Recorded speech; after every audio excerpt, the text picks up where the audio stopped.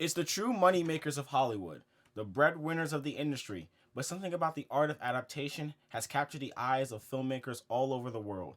In a special episode of Cinema Talk, we will go over what adaptations worked, what didn't, and what can be done to improve.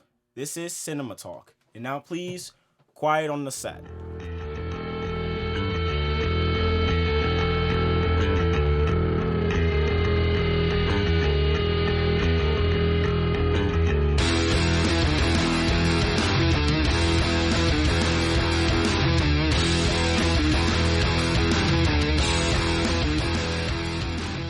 Good morning, afternoon, and evening. This is the new episode of Cinema Talk, movie talk for college movie fans.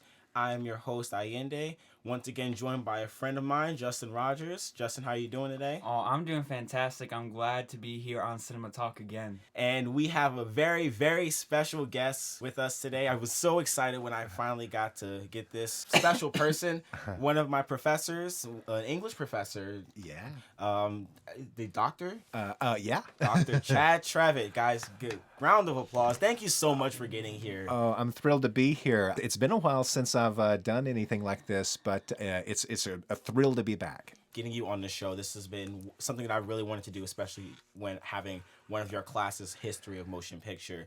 It is only fitting that I got my professor on a podcast talking about films. Thank you so much for having me here. All right, guys. As you know, we start off the show every week talking about the box office of the weekend. At number one, we have Bad Boys for Life. It is its second weekend at number one, making $34 million, sitting at a total domestic gross of $120 million. Second place was 1917. It dipped only 28%, $15.8 million weekend with $103.8 million domestically total. Golden Globes giving it a little bit of a push. Number three was Dr. Dolittle, sitting around $12.5 million. A movie could still lose around $50 to $70 million, given its very, very low opening weekend.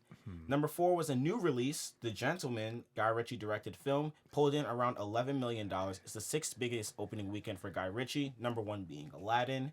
And then at fifth place, Jumanji, The Next Level, at $7.9 million, still tracking low than its predecessor. Another thing to note is that Star Wars The Rise of Skywalker became the 15th film to cross the $500 million domestic mark and is sitting at $1.046 billion worldwide. I think the biggest thing is The Rise of Skywalker, again, becoming the 15th film to cross $500 million. Again, that's a very, very rare club to be a part of. Yeah. Especially getting $1 billion worldwide.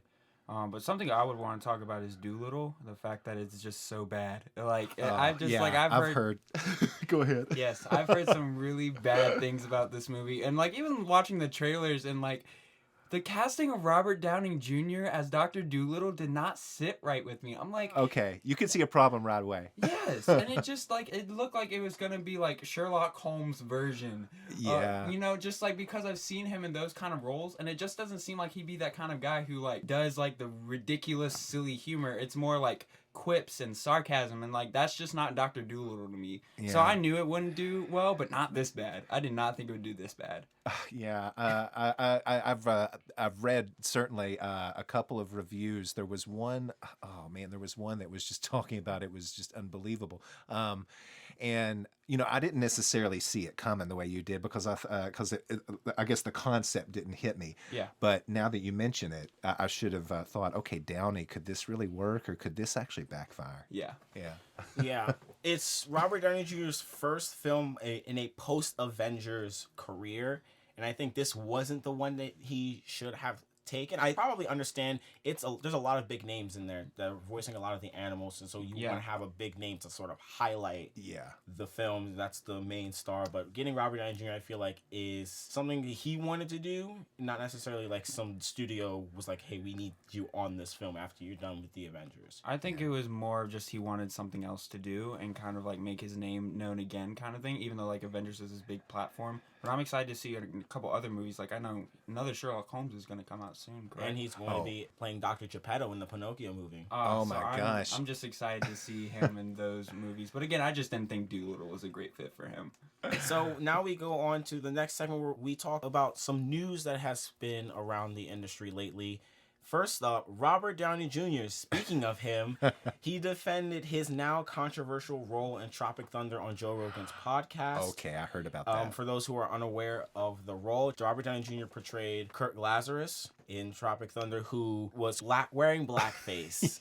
And he was on Joe Rogan's podcast promoting Doolittle, and he talked about that role. He made some comments, and I wanted to ask you guys if there are any thoughts about that comments. Do you agree with them? Do you disagree with them? Now, I'm trying to remember exactly what... I know it was like he was defending his decision to, or going along with that. I'm trying to remember how his defense went. As a quote, it said that 90% of his black friends liked him in that role. Okay. And then Rogan asked him the 10%, like what that was like, and like how much of that was like huge as far as like him being in blackface. So like his defense was like people actually like didn't mind him being in blackface. Yeah. At least that's the defense that I saw on Insider. I do remember seeing that one when it came out, and I do remember thinking, "Oh my God, I cannot believe that he's doing this."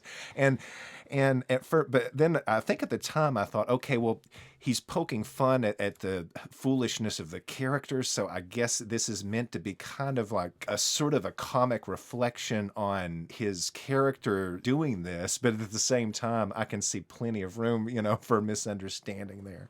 I think it's important to understand what acting is, and it's you're not the character, you're just portraying a character. I'm gonna say a quote as well. He says, I think that it's never an excuse to do something that's out of place and out of its time, but to me it blasted a cap on the issue, that issue being blackface. I think having a moral psychology is job one. Sometimes you just gotta go, yeah, I messed up. In my defense, Tropic Thunder is about how wrong blackface is, so I take exception. Oh, so that's how he put it. Okay. And he tried to make a little joke. He says that when he was talking to Ben Stiller being another actor that was in the movie, he said, hey, I'm doing this thing. And he said, Sean Penn had passed on it. And that was interesting. I didn't know Sean Penn had passed on it. Yeah. Boy, just imagine Sean Penn in a role like that. Yeah. And Robert Downey Jr. says, I thought, yeah, I'll do that after Iron Man. And he said, this was a terrible idea. And then he joked that he wanted to be black for a summer. I think it's a little twist, a little bit of humor. But again, as somebody who's African American, I saw that film and I was laughing. He's so good at being black, you wouldn't know he was white unless you know Robert Downey Jr. And I don't think there's really like much offense in my opinion. Like again, I haven't seen the movie, but I've seen clips, and it just like he's not making fun of that. Like the point, I think he's kind of transforming a little bit what blackface is through that movie, because like you see all throughout the times in like the older days when they used blackface, it was to purposely make fun of black people, and that was not the intent whatsoever. To me it felt like that the butt of the joke was an actor who has gotten way too wrapped up in a role to the point where he can't let it go, and he's actually like a method actor who takes his role so seriously that it's almost become like a mental disorder. Yeah, he even commented on that in a scene with him and Ben Stiller talking about method acting, where he was talking about Tom Hanks in Forrest Gump, and talking about Rain Man with Dustin Hoffman. These their characters, they got into these roles, but they didn't go too deep into those roles, and so that's a commentary on the same exact thing. I also agree with that. Yeah. Second story, this is another director leaving a project. Captain Marvel.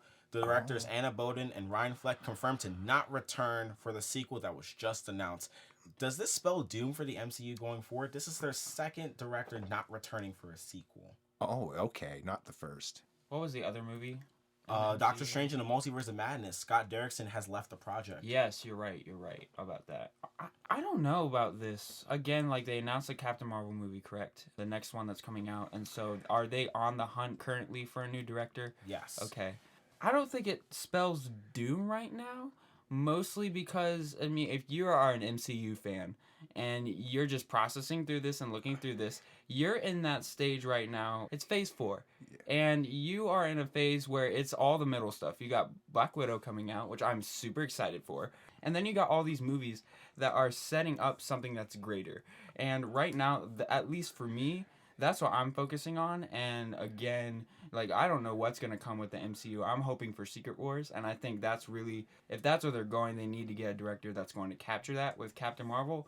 I don't really think they captured Captain Marvel fantastic in Endgame. I think they need to really recapture that with whatever director they get. So I don't think it's going to spell doom, but it could make or break just the singular movie of Captain Marvel, whoever they get. In my opinion, they need to get a female director. If they do not get a female director, it's going to spell doom for Captain Marvel. Yeah, they're on that. Kevin Feige confirmed that they're looking for a female director for Captain Marvel, the sequel. Oh wow! Okay, that's kind of a good to hear. After I know some of the flack that Little Women getting Best Picture nomination, but then the director was left out, and I saw more than one post about like, well, the film didn't make itself, you know. So anything that gives, I think, women directors a shot, especially at a franchise like that. Yes. Yeah. Yeah, for me, it worries me again because this is not the first time this has happened. This is its second. One of the things that the MCU is really good at is that when they have the same director on the project, it never feels like it's different enough. It's obviously going to be different because it's another take. It's furthering the story arc that was set up in another sequel or in another movie. But now you're coming in with a new director that could change the tone entirely, and we've seen that before where directors. We saw it with Justice League where two directors were on the same film and the tone was so radically different from what we saw in the original trailers to what we got the finished product. That's the only thing that worries me. Yeah. I can also understand not being worried because again, the MCU has garnered so much goodwill from the general public that they'll be open to having other directors. And I want to talk about that later. It's something that we're going to add on at the end of the show about Greta Gerwig because the Oscars are coming up next Sunday. So that's something I do want to discuss later on at the tail end. But the last story that we have today, this one was fun. I wanted to pick a fun story. M. Night Shyamalan was on a late night show, Late Night with Seth Meyers, and he talked about how he gauges his films, and he used bathroom breaks. I have a quote here. You see the first cut of a movie and it's really long. It has like everything in it. It's not paced correctly. And about 50 people will go to the bathroom during the screening of a movie. They'll just get up and go at some point during the movie. And as you make the movie and you keep doing it, then 30 people go to the bathroom. Next time it's 20 and then 10 and then 4. And when the last cut and it's ready to go out, it's 2 people and they're running and they're backwards watching the screen as they go to the bathroom. It's a very interesting way to gauge audience response to a film. And I was wondering if you have any ideas as to what are some other weirder ways that you can think of to sort of measure audience retention.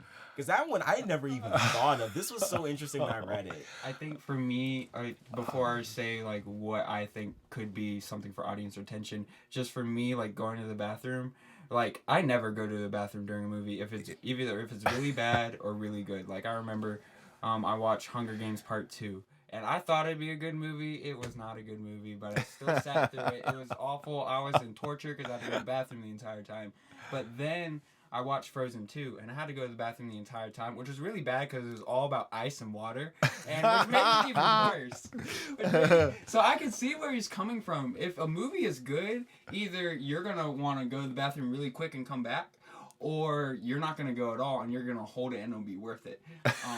Like at least that's my experience with that. But I think for me, it just depends on the person and it depends on who's watching it. So for me, I love to talk during movies. I love to just comment on stuff. And like if something's funny, I will comment on it or anything. So from someone like me, if there's a lot of that kind of comments going on and it seems like fun, laughter, like between like you and someone else that you come with, I can see that as possibly something. And also like again, you could see the same thing with possibly like eating popcorn all the time or kind of moving in your seat a lot. I feel like moving in your seat could be one too, because like if you're moving a lot, it's kind of gauging a little bit like of where you are, like if the tension builds. Right. Like for me, sometimes as the tension builds, I'll like start like go down in my seat a little bit. So again, it just depends on the person, but those are a couple things I could think of. Yeah, kind of squirming. Yeah, it is kind of a tricky question. Yeah, how can you kind of gauge that? What are some other signs that you've got an audience either hooked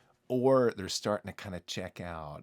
I know that I've occasionally watched films where I found myself getting pretty intense. Now, I'm talking about the final product, not a rough cut, Right. but like in the theater, there have been a few occasions, when I've actually gotten so involved in the film that I actually will forget that I've got food, and I have to remind myself, oh, okay, wait, there's still some food here for me to eat.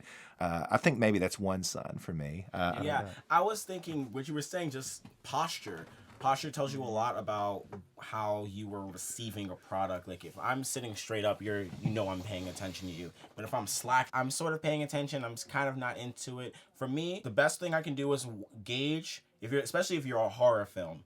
Gauge your audience's posture, because if people are like grabbing on the shoulder things, I forget what they're called, Yeah. or if they're like sitting up. That's my thing, is sitting up, because sometimes if I'm really interested in something, I'll lean up. Because sometimes, like, if it's late at night, super tired, like, you'll want to lean up so that you're not leaning back and kind of fall asleep. Oh, yeah, So right. when someone leans up, that shows you they want to pay attention to your movie. Yeah, usually I'm usually when I'm watching a film, I'm always sitting up, because I'm analyzing the film. But sometimes I'm just there. This is my second or third time, I'll sit back. I've seen this movie already. Yeah. I know what's gonna happen. But if there's a moment where I'm like, oh, I remember this scene was really intense, I'll start to lean up a little bit. Or if there's a scene that I really enjoy, I'll start starting to sit up a little more, getting a little bouncy. Yeah, I get So that. Yeah. gauging those kind of reactions just in the seat alone, I think that's something that you could do. But I just thought this story was really weird, because like gauging bathroom breaks, that's you never think of that. Yeah. Like how many times people go to the bathroom during a movie, and how many people go to the bathroom during a movie? I can tell you whether or not people are really paying attention to your film, and whether or not your film is captivating. Yeah. Yeah. All right, guys. So now we get to the topic of the show. We have seen a lot of adaptations in film. We've seen a lot of movies that are based off of something, based on a true story, based on a book, based on a comic series, based on a song. Yeah. And so before that, I would like to, for clarification for all the viewers that are watching at home, what a film adaptation is. What does that entail? What does that mean? Yeah, it's a tricky question. I mean, I've had any number of conversations with students, and I'll ask them, especially if they're familiar, if something's come out and it's adapting something that they've already read and it's translating it into the screen.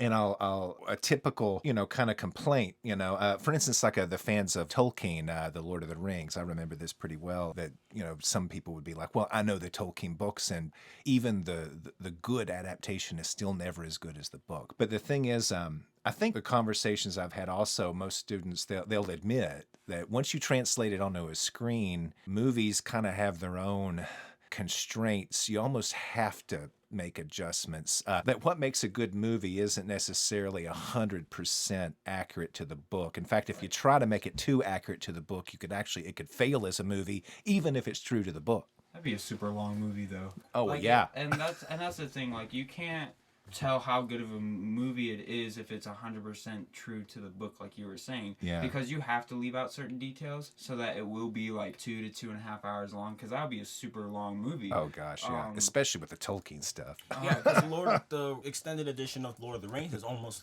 3.5, 4 hours long. Yeah.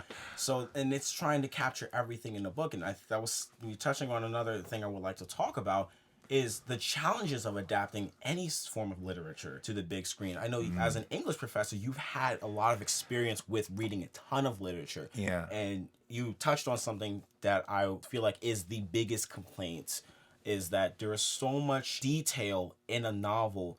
If we talk about another popular novel, the Harry Potter franchise. Oh, a yeah. lot of people have criticisms of the Deathly Hallows Part 1 and Part 2 because there's Half-Blood Prince even. There's a ton of very pivotal moments in the book that did not make the final cut of the movie, and you lose something in that when you leave out some of those key elements. I think it's all based on perspective too, because like a reader might think something's a pivotal moment, but also a director might think something's more of a pivotal moment. So it depends on like the reader and director, but I think it's more of like, what is the audience, whoever's reading the book, like the specific audience, whatever that age range is, that you're trying to get into the movie because they read the book, like what are the pivotal moments to them? And I would like to know what the process is from the director's points of view, or from the people who are writing the scripts, Like, I would like to know their perspectives and why they think pivotal moments are what they are in the book. I would love to know that. Yeah, right. Do they kind of work with that notion of pivotal moments? Do they kind of look at, okay, what are the most high impact? They start with that. Yeah. And then they let that be the skeleton or whatever that they work with. And then they flesh it out maybe however much they can afford. But they start with, what are your central decisions? What do you start with? Right. Yeah. I mean, let's take a popular example. Is we talked about the MCU earlier. Talk about Captain America: Civil War. The Russos, there were a lot of pivotal moments that were in the Civil War comic that they just couldn't do given the constraints of the MCU that they've built. Some of their characters in that comic that had very key roles in that film that they just couldn't do. So they just had to pick exactly what needed to be there for them, and then they try to create their own story, Right. given the parameters of the story that has already been set in Because in place. Civil War, Captain America was supposed to die, according to the comics, correct? Yep. So, okay. Like, I think MCU is this very special case, because, I mean, again, I think Endgame made cinema history, in that it went from one movie all the way to another. So 22 movies, correct? 23 movies of an entire narrative. And so, like, when you're picking out from comics, you want to still make it true to your narrative, and Cap dying did not fit their narrative, so they take it out. So, and that's a great point, because, like, if you have your own narrative that you have in your mind and it doesn't fit it, you're going to take it out, no matter what anybody thinks. Yeah. And, like, again, with making movies or writing books or anything, and, like, I've learned this just being in school, there's going to be people who hate the stuff you do and people who love the stuff you do. Like, you could have 99 people love what you do, and there's still going to be one person, no matter what. Right. So, like, everybody can't love you. Total consensus is pretty rare, I think, when it comes to adaptation. Oh, yeah. Yes. No, absolutely. Even I have issues. You were talking about the Hunger Games. I have issues with the first one. There's a scene where she gets the Mockingjay pin. It was given to her in a market by another character. With that scene was completely taken out of the movie. I feel like that is a moment that I felt, as somebody who was a fan of the books, I didn't even heard of until like a book fair at my middle school. Right. I started reading the books. I was like, oh wow, I like this. I like the concept, but I felt like that moment was very pivotal into setting up Katniss as this icon of modern culture. But now looking back on it, it didn't fit necessarily the kind of Katniss that the filmmakers was going for. Yeah. And so now I'm understanding, okay, while I do still have an issue with it, I do see why they had to take it out. Right. Yeah. And you were talking about some of the, like, complaints. I mean, let's talk about some of the things that are good for film adaptations. I think one is it's giving a face to the characters you're reading in a book. I think that's, like, crucial for me, because when I'm reading a book, I want to have my imagination kind of be running a little bit. Yeah. Like, okay, like, I see this playing out in my head, and it's easier to do that when you have a face to look at and you have, like, scenes to look at. Another one, I feel like adding music to a book Oh, yeah. changes everything. It changes everything. So, like, you just add, like, Hans Zimmer or John Williams or just someone who's very famous with that, add it to a book, it just creates a whole lot of emotions in you. Yeah, there's a whole other layer, that comes from music that can completely, like, transform what you're doing. And I think that's a good example, I think, of, like, something distinctive to cinema, but it's a variable that can make a huge difference. One thing too, like, I don't know if you've heard of it. Now, this one's a few years old, but Scarlett Johansson was in it. It's called Under the Skin, and it's that really weird one, where Very weird. yeah, she's. I mean, I don't think I'm giving too much away. I won't say too much, but I'll say, clearly this woman is not from this world, and there's the suggestion that she's from some other, world, from not Earth, but she is. Has a human form, and there's a sort of predatory kind of thing that she's engaged in, where she's luring people to perhaps be consumed in some way by this mysterious force. And I've not read the novel that's based on, but I'm familiar with the comments of the novelist, and he did say there are many things in the novel that were totally left out of the movie that I developed much more thoroughly in the novel. But he himself, I think, did say, I still liked the movie, even though it's not strictly true to what I did. As a viewer, I liked the movie, and if it had tried to be more true to my novel, I would have liked the movie less. The author himself admitted that he was glad they cut out stuff that he put in. So I think it's great. It's just interesting that even authors of the original will sometimes see a movie that goes differently from how they did it, and actually would not object. Yeah, I was thinking about Wolf of Wall Street. It was based on an autobiography or some sort about Jordan Belfort, and Jordan Belfort came out and said that what they had in that movie completely accurate. Oh. And there's another story that had developed after that. That's a whole other can of worms. So I'm not even gonna touch it. But again, you bring up a really good point that even there are some times where taking out pivotal moments of the film, like there is a lot of stuff that you could put in the movie, but taking that out, as a viewer, you are left more satisfied, I guess, because you're not being bombarded with so much information. Because let's be real, books are a lot. There's a lot of information you have to take in. Right. So now you're taking out some stuff, some minor details, some major, but it makes it more digestible for the audience. And so now the audience will go and then read whatever it is that it's based off of, because they're like, oh, I know what this is. I've seen this, but I want to know more. Because if they hear, oh, something was missing in the book, wait, what do you mean? Then they'll go read the book, and then that will inspire other people to spread the word of mouth and get other people to read it. Yeah. And that's another thing I was going to ask. What are some movies that you've seen that you knew were based on books and that the movie made you read the book? Oh, interesting. Oh, gosh, let's see. That's a very hard question. One of the things I remember was that I had watched Ready Player One for the first time. I knew there was a book, but I had never read the book. Okay. And I went to go see it, and there's a ton of pop culture references. A lot of the characters were emblematic of 80s, 90s nostalgia, even some early 2000s nostalgia. Like you have the Master Chief from Halo, right. Street Fighter characters, things I'm familiar with. Yes. Yeah. And I was wondering, okay, there has to be more than what I'm seeing. There has to be something else that I'm missing. So I went back and read the book. Granted, I love the book more than I love the movie. Right. But it still got me to read the book because I felt like there was something else that I'm missing. Another one I could think of, obviously, the Hunger Games. I saw the first Hunger Games. Oh, yeah. And I was immediately hooked. I mean, it's a concept. If you know the movie Battle Royale, it's basically the same concept, but, toned down for PG-13, and it's a teen romance. But when I saw it, it was said it was based on a book. I had to read it, because I was like, there has to be something. I really like this, and I wanted more of this, because I didn't know there were sequels to it. I knew it led up to a sequel, but I didn't know there were sequels to it. Right. So it got me reading the first one, and then it got me to reading Catching Fire, and then got me to reading Mockingjay. Nice. Ah, okay. Just two I can name off the top of my head. It's been a little while now. These are somewhat dated examples, but I'm actually teaching one of these in a course. When the film Fight Club came out in the 90s, I definitely saw that before I read the book, and I'd be willing to bet that that's how it was with most people, because I don't think anyone knew who that Chuck Palahniuk was before the film came out. And so I did read the book, and yeah, I did notice there were clearly some changes and adjustments, but the basic kind of concept and most of the more kind of intriguing kind of aspects of the concept were still preserved, and so. Yeah, I can't say it was 100% faithful, but I didn't feel like it was not doing justice to like the essential draw, of the concept, and then the adjustments it made sense for the screen. Right. And I kind of felt the same way about another one that I teach called The Virgin Suicides by Jeffrey Eugenides.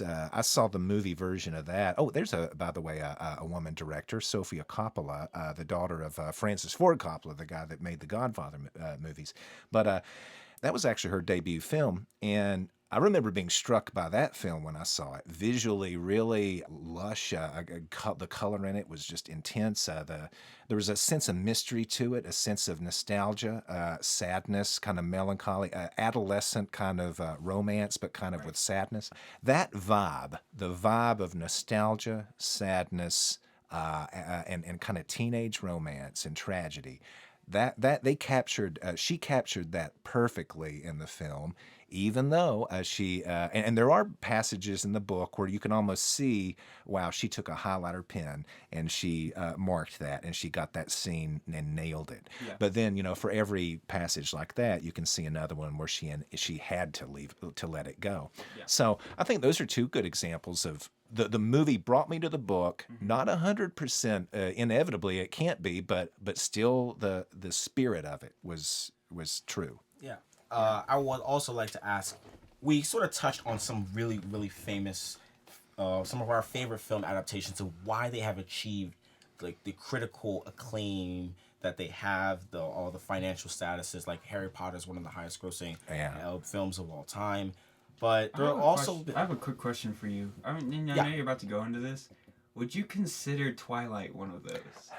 Because it's like one of the films that I think of that went from a book to a film, and it was pretty successful. Like, would you consider Twilight one of those movies? Okay, where it's so I'm gonna lay down and sort of concede that it is very much.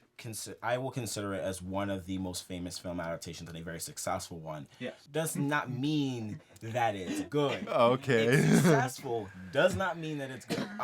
You mean like 50 Shades of Grey? Oh yeah, that's its own can of worms. Again, that's a thing, right? We like the books. If you read the Twilight books, 50 Shades of Grey, yeah, you watch the movies, and they are indeed very faithful to all the source material. That doesn't mean the source material is good. It just means that it's faithful. And commercially, they're very successful. right. Yeah. 50 Shades of Grey, again, 3 sequels, and they all made a lot of money. Twilight has made a lot of money, but again, quality does not mean the quality of the movie does not mean that the source material is quality as well. Right? Yeah, right. So, and one of the things that I wanted to ask is, like I said, we were talking about a lot of famous film adaptations, why they achieve critical acclaim status. What are some films that we can think of, the adaptations that failed to capture its source material properly, and what you could have fixed in those films to sort of help people capture why the source material is as revered as it is? One I can think of automatically is the Percy Jackson movies. There's only been 2. Okay. Percy Jackson and Lightning Thief, and Percy Jackson and the Sea of Monsters. These books, the Percy Jackson and the Olympian sagas, was a books I read as a kid. I still own some of them. And those films failed to capture everything that made Percy Jackson so much fun, so illuminating to a culture that I wasn't necessarily well versed in, which is Greek mythology. But then reading those books, I got so deep into the mythology. I got not just Greek, but Roman, Nordic. Watching the film when it first came out, I was so excited because I was like, yes, this is one of my favorite books as a kid. I have to see this. I watched it. It was not good. It captured it got all of the beats right. It went through all Percy's quest to find all of the pearls to get to Hades and save his mom. But none of the fun, none of the charm. It felt more like it was trying to ride the lines between Twilight and other sort of these action films, fun action family films. And the sequel had to force all from books 2 through 5 into one movie. Wow, that's a lot. And it doesn't work because there's so much stuff that happens in those books. Like in the third one, you have 2 new characters that you bring in, Bianca and Nico D'Angelo. I'm not gonna spoil what happens to them in the book. If you want to know, read it. They're really great. Even as an adult, I still really like those books. There's so much that's in that series in that span of time. You can't convert that into a 2-hour film. Yeah. Yeah. All right, for me, I think it's any movie that a teacher or professor shows you in class because you're reading the book. Oh, yeah. I got to be careful about this. Yes. So one I would say is anything Shakespeare that was turned into a movie is not good. Just in my opinion, I think filmmakers just need to leave Shakespeare alone. Yeah. Like, Shakespeare is just good on his own. I again, you asked the question, like, what can you do to make it better? You can do nothing. Just leave Shakespeare alone. Allow it just to be its own place. Don't adapt it into anything. Just leave Shakespeare alone. Well, That's my an thing is- interesting. I can see a case for that. I can really see a case for My that. thing is I'm assuming you're talking about the Baz Luhrmann Romeo and Juliet. That's one that I thought of where I was like, yeah, you took a lot of creative license with that, and it doesn't work. Grant Leonardo DiCaprio cannot save it. The thing is, with that kind of stuff, especially with Romeo and Juliet, everyone knows that story, so you can do whatever you Well, want. what with about that. The Lion King? Well, we all know The Lion King was sort of like a telling of Hamlet. That is definitely Yeah. true. Oh, right. Now that's maybe more. That might be a way to work around it. Is just let it be inspired by it, but don't treat it like a strict adaptation. Don't go right into it. Yeah, that's what I would think. Another movie I can think of with some of the books that I read, like The Invisible Man, I loved that one growing up, and The League of Extraordinary Gentlemen was awful. That was bad. And this is why I have the category of any movie that you watch in class because you're reading the books. This is the movie that is based off that category is based off of. 'Cause it just wasn't. Sean Connery could not save this film, just like you said, Leonardo DiCaprio could not save the Romeo and Juliet film. Sean Connery could not save this film. It just wasn't good. I mean, for me, it was good to have a face for like what I was reading, but other than that, it just wasn't good. Wow. Yeah. Yeah. I mean, and then, I can't think of any off the top of my head just on the spot, but definitely it's a common complaint I've heard about any number of Stephen King adaptations in the past. Although it seems like there's kind of an environment now where there's room for maybe better, stuff done with King. Yeah, I've heard a lot of people complaining about the It movies, the Chapter 1 and Chapter 2, saying how there's, again, key scenes that have been left out. Same thing with Pet Sematary. I don't think that they failed to capture the source material because I remember reading it. It's long. Yeah. But I remember reading it with my mom, and I went to see the movie for the first one, and I was like, yeah, this perfectly captures the fear that I had when I read the book. Much more than the series with Tim Curry as Pennywise. Yeah. It just sort of came off more comical with that series. Looking at it now with 20 eyes. Yeah. If you look at it when the movie came out, maybe it would have struck like the same kind of feelings that I had when I saw It Chapter 1 and It Chapter 2. Yeah. I have heard that. That seems to be the consensus. Yeah, that the more recent one is just. I've heard a lot more praise about that. Yeah. And this is a question that I've had in my mind for a long time. Then I figured this is the perfect time to ask this question. With so much unoriginal content, with so much unoriginal content coming out in Hollywood, we saw all of the comic book adaptations. The MCU is basically a dominant force in Hollywood right now. Avengers Endgame became the highest grossing movie of all time in July of last year. With so much unoriginal content coming out of Hollywood, are we expecting burnout? I don't. And when I think of unoriginal content, I know you're talking about books, I know you're talking about comics, but the first thing that comes to my mind is Disney and making all of these live actions. And I will say there are some live actions that I really liked. I love Beauty and the Beast. I think Mulan's going to be great because of the different story that it's telling. And again, those movies, like the older Disney movies that were animations, they come from their own stories, their own fairy tales. So I mean, what they could do is move and go towards like the stories of the fairy tales instead of like what they made it into. And that could also be put into a category technically of film adaptations that we didn't even talk about. What Disney did with all those fairy tales and making them their own, what we know today as that. But as far as experiencing burnout, I think that, as a filmmaker, you're going to do what everybody else does at some points, unless except for the rare exceptions of some really great filmmakers that have really great creativity.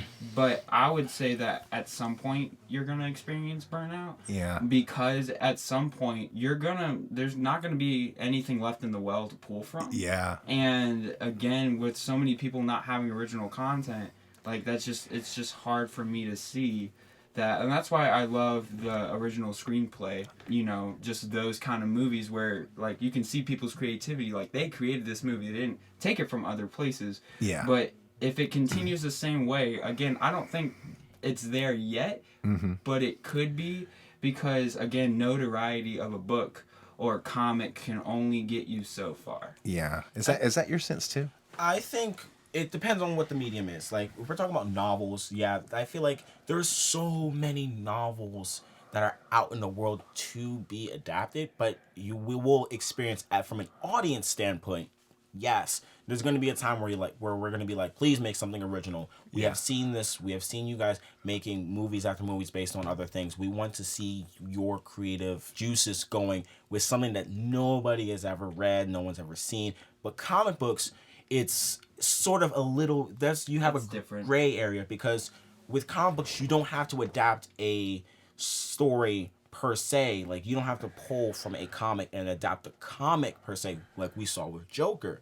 Joker's not based on any sort of comic book that has been released. Oh, yeah. It is taking a story, crafting its own story, but it's based on the characters, based in the world of that creation that Bill Finger, that Bob Kane created. I could definitely see more movie creators kind of going in that way, and where they'll take a character, but they'll place it in a completely different plot or a different backstory or whatever. I mean, I could see a bunch of, like you guys talked about this on your last podcast with like different villains having different backstories. I could definitely see that taking either from a comic or taking it from a book. Like, you have this big book and you have different characters. Why not just take one character from that book and create a backstory for that character and just kind of create that own adventure? Or better yet, even exploring the character within the confines of the story that you're telling. Like, for example, Mercutio. I would like to see what Mercutio was doing in Romeo and Juliet during what's happening, given the confines of the story in and of itself, because you don't really get a lot of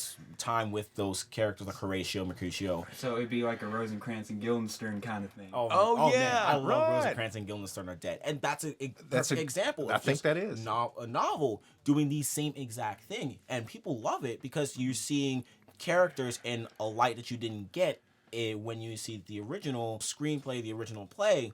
I would like to see that translated onto screen, but not necessarily word for word, but like taking a character like that and sort of seeing what was happening during the time of the play. I would like to see something like that with Macbeth, because Macbeth is very bloody.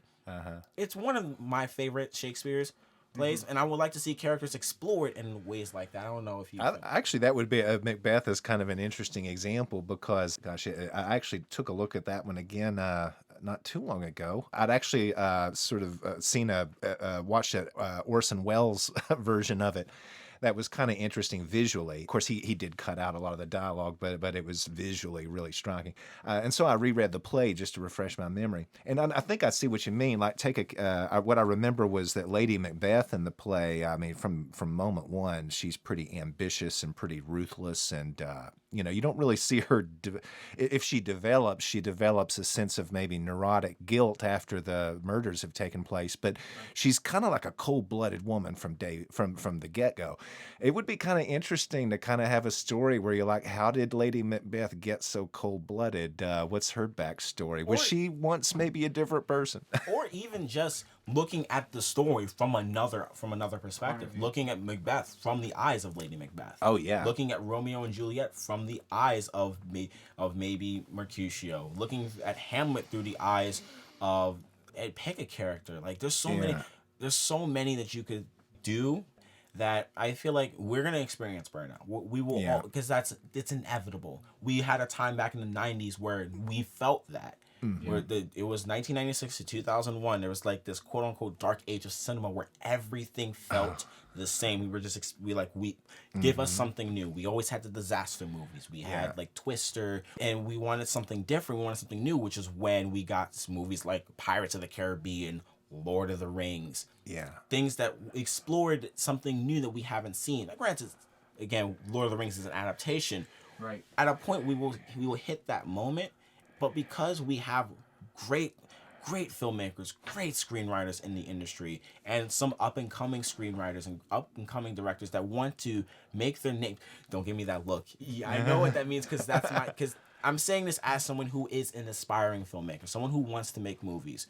We understand that we can't just keep looking at the Rolodex of books and novels and say, okay, let's pick something from this. We have to be able to be creative, and sort of come up with our own stories. And those are the stories that get people going. those are the stories because we already have an attachment to any other properties. It's the original ones that really get us going. Yeah, I think the perfect parallel I'd make to that when you talked about that transition, that time period transition. What I remember this is showing my age, but of course I remember way back, in the '90s, mid '90s, when the sort of new independent kind of thing happened. Associated with Tarantino, but a whole bunch of directors really, whose work suddenly at the Sundance Film Festival, these directors that weren't part of the industry or were kind of young and new and yeah, coming up with their own independent stories, not really basing it on anything, but very unique and personal visions. Like that was really refreshing in the '90s because I think a lot of us, and I don't think I'm just speaking for myself, we'd seen so many sequels and so many the action film genre especially was really being played out pretty heavily. I don't know, like Rocky 4, Rocky that. I mean, I'm not knocking Rocky, but you go do the sequels enough and people are like, okay, I need some fresh stuff.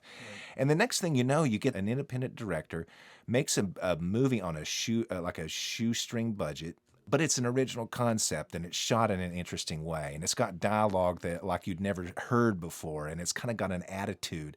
Suddenly, like these little indie movies suddenly had this massive appeal, and I think it was because people were kind of getting worn out. They needed something new. Yeah. So before we get to the final segment, I did promise that I wanted to revisit something that you had just said earlier when we were talking about Greta Gerwig's Little Women and her omission from the Best Director category of the Oscars, with the Oscars coming up in 2 weeks. I want to know, just in your opinions, we've seen a lot of movies nowadays, like the Best Adapted Screenplay is a category that's getting a lot of attention. Mm-hmm. If you've seen Little Women or if you read the book or anything like that, you would know that Greta Gerwig does a really good job at sort of showcasing what made the book so memorable. But when you're talking about women not getting a lot of attention in a lot of these categories, the last one I could think of was Catherine Bigelow when she nominated. I think she won for Zero Dark 30. Mm-hmm, mm-hmm. I'm not sure. I also could be wrong. So. That is something that I would love to talk about just very briefly. I don't want to take up a lot of time on that, but right. I've seen some comments as well saying that Greta Gerwig should have been nominated, and the person that shouldn't have been nominated was Todd Phillips for Joker. Oh. So that's a conversation that I think I was having with myself, and I wanted to know if anybody else had any feelings. This was a really good year for films, and it's very hard to pick directors to sort of pull out. For those who are unfamiliar as to who the nominees are for Best Director, the nominees for Best Director are Bong Joon-ho for Parasite, Quentin Tarantino for Once Upon a Time in Hollywood, Martin Scorsese for The Irishman, Todd Phillips for the movie Joker, and we have Sam Mendes for 1917. Okay. You see how difficult. All of those are worth it. They're like, I would see it if it was a film that either wasn't good or just didn't have as much hype around it or whatever you could say. But all these films were good. So like when you're knocking off like her not being nominated for that, just because she wasn't nominated doesn't mean she's not a good director. Yeah. And again, I don't think it's because she's a woman. I don't think that's it at all. From my opinion, like whether you're a man or a woman, your work is going to show how much you put into it. Mm-hmm. And again, and you said it was nominated for Best Picture, right? It is nominated for Best Picture and it is nominated for Best Adapted Screenplay. Were all of those, I'm just very curious, were all of the other directors, were they nominated for those categories as well? Oh. So Todd Phillips and Scott Silver were nominated for Best Adapted Screenplay. The Irishman was also nominated for Best Adapted Screenplay. Okay. And all of them, I'm guessing, were nominated for Best Picture. Usually, how the Oscars work is that if you're nominated for Best Picture, you have a chance of being given nominated for Best Director. Oh, so that's where she seemed to stand out from the pattern. There was a lot of overlap between Best Picture and Best Director, but she was the one that... But also, there's a couple of movies that had great directors. Jojo Rabbit is the one that I can think of. Marriage Story, Ford versus Ferrari. Mm-hmm. And those films were not nominated for Best Director, but they also were nominated for Best Picture. Yeah. I mean, Okay. this, like you said, this is just a great year for film. So again, just because some directors weren't nominated for Best Director doesn't mean they aren't great directors. I think what happens is that, and this has been this has been something that's been happening for years now, is that the Academy Awards, the Oscars, have always seemed like they give films credence, they give films the validity. And I think because of the controversy that surrounded Joker, I feel like people were not necessarily keen on giving Joker validity and making it, a film that gets the eyes of people in academia and other places. I think because Joker's the most highest, has the most nominations out of every single film this year at 11. That's insane. Yeah.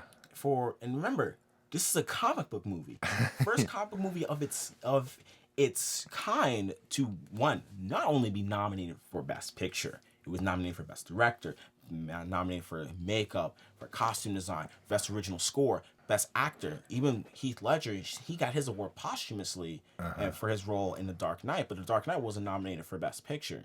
Right. Which I think is a travesty. Yeah. But that's besides the point.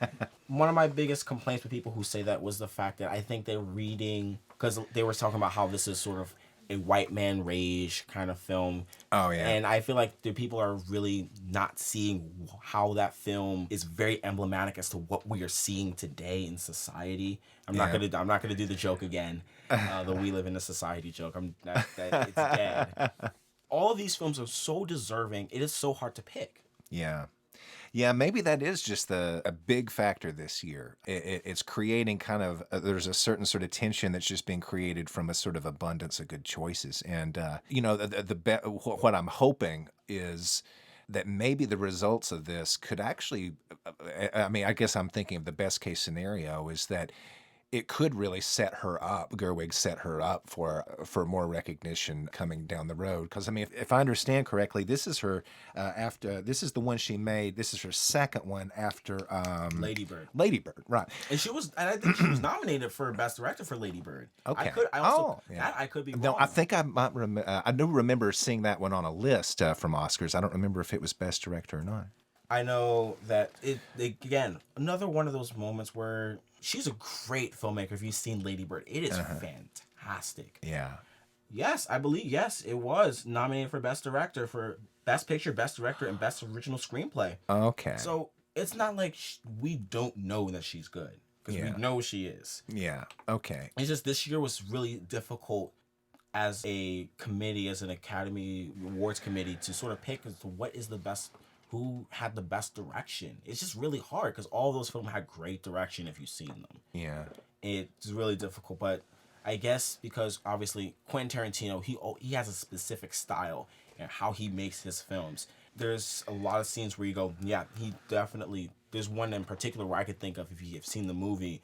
There's a scene where they're doing a take for the film that they're doing, and it's a one take where it's Leonardo DiCaprio doing a monologue, and it's panning, and he's saying his line, and he messes up, and it's the shot's still the same. It's not cutting, and it just resets to the same angle, and it does it again, and it does it numerous times to sort of capture what it's like to be a filmmaker. Yeah. I can talk about Martin Scorsese all the live long day. The man is pioneer in filmmaking. Yeah. I love his work. And Joker also. Keep in mind, Todd Phillips came out doing The Hangover. He's that's right. I'd comedy forgotten comedy about director. that. Yeah. And scenes like where the Joker's dancing down the steps, or when he's in the bathroom, or the Murray Franklin show, is like you see there's a vision there, and we need to take into consideration Joaquin Phoenix.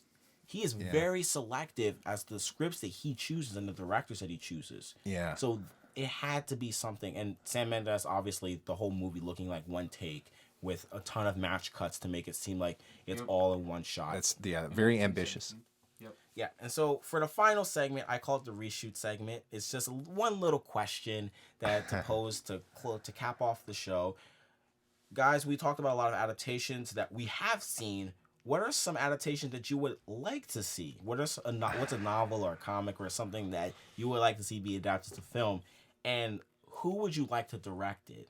Oh man, that's a tough one. That's a really hard question because it's like all the books that I read are pretty much already made into movies, or I read them because they're made into movies. But I want to talk about one that just was made, the movie just released, and one of my favorite books of all time, A Call of the Wild. Oh, One of my huh. favorite books of all time. I was so happy to see previews for it and to see where it would go. It was one of those things where if you read the book, the plot of the movie is so much different than the book. And I'm excited to see it because of my love for the book and how much of a journey it brought me through. I don't want, again, I might not get this, but I want the movie to kind of bring me through the same kind of journey. Like, just emotionally and mentally and just, like, I don't know, just kind of bringing me through that. But that's always one of the books that I've wanted to be made into a movie because it was made into a movie in, like, the 60s or 70s, and I like trying to look it up on YouTube when I was a senior in high school and trying to look it up, and I was like, well, this is disappointing. Yeah. How about they make another one? And they did, and I'm hoping that it will be a good movie. I think one that I really like. This was a book that I read for one of my English courses when I was a senior in high school. It has been adapted into a film, but it's called The Power and the Glory. It's a novel by Graham Greene, and it's a story of a whiskey priest living in the Mexican state of Tabasco in the 30s during a time of suppression of the Catholic Church.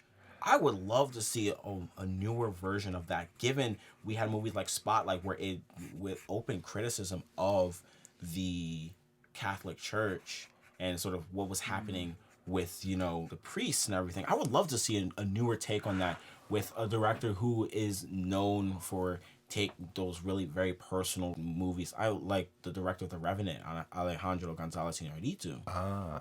Or maybe even Scorsese. I would like to see Scorsese tackle something like that. Right.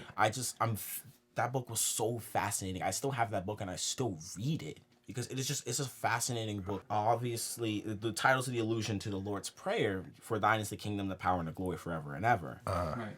And it's so fascinating. I'm thinking of two really quickly now. Although I may need you to refresh my memory. Like not long ago, I saw Midsummer. Oh my gosh. I praised this movie in our first episode. Oh, did you? Okay. Oh my gosh, I love that Now movie. it's R.A. Aster is Yes, the pronunciation. Ari Aster. Okay, I always screw that up. But I also saw Hereditary. Of course, I saw that before, and I was like, God, this is good. And then my friends were like, You got to see Midsummer. You got to see Midsummer. And I saw it, and I was like, Oh my God. So I love both. I think the great talent there.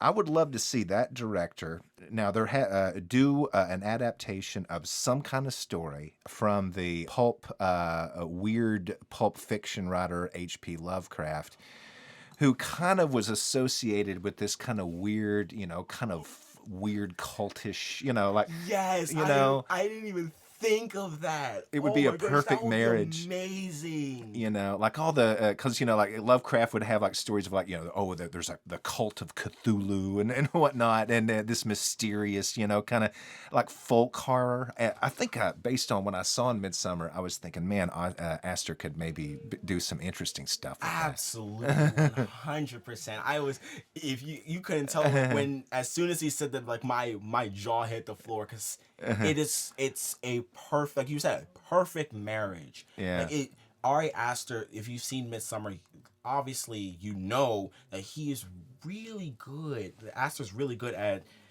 portraying a cult-like mentality in a way that is so unique and so you don't really get the feeling, but you also like there's always something wrong. There's something that you never really take into consideration. It's like Yeah. something's very, very wrong here, and they need to get out of here. Yeah. It is so perfect for him to do an H.P. Lovecraft. You get such a good build up with him, and I think it would suit. Yeah. Lovecraft. And as we all know, Lovecraftian horror is a unique kind of horror. It's a different kind of horror than we'll be seeing nowadays. Yeah. It is really different, and I would love to see Aster take on something that's so radically different. Now there's one getting ready to come out. Or maybe it's already. I think it's already come out. The Color Out of Space, and it has Oh gosh, why am I forgetting his name? Nicolas Cage. Nicolas Cage. Gosh, why am I forgetting his name? Because I get a kick out of Nicolas Cage, even in bad movies. I get a kick out of him. Now, that might not be a good adaptation. I know there's been a lot of bad or dubious maybe Lovecraft adaptations, and that may end up being more of a Nicolas Cage vehicle than a Lovecraft being true to Lovecraft. I'm open to it, but I'm thinking that Ari Aster is kind of such a good match. So yeah. All right, well, guys, this has been our episode of Cinema Talk. Once again, Dr. Trevor, thank you so much for being on the show. This was exciting. When I told Justin that I had you on the show, he was like, he had to do it. So happy. You're one of my favorite professors here at Bridgewater. Oh gosh, thank you so much. There's a real. I enjoyed myself a lot. This was a delight. Thanks so much for inviting me. Of course, and as always, if you guys have anything to do during this weekend, please go check out some of the Best Picture nominees. Oscars are coming up. You give yourself some time. This is a really great year for cinema, so do yourself a favor. Go check these movies out. Give them the credit that they deserve. Show them that we do appreciate your work. We appreciate your creativity. We appreciate everything that you do for cinema. This has been Cinema Talk and Scene.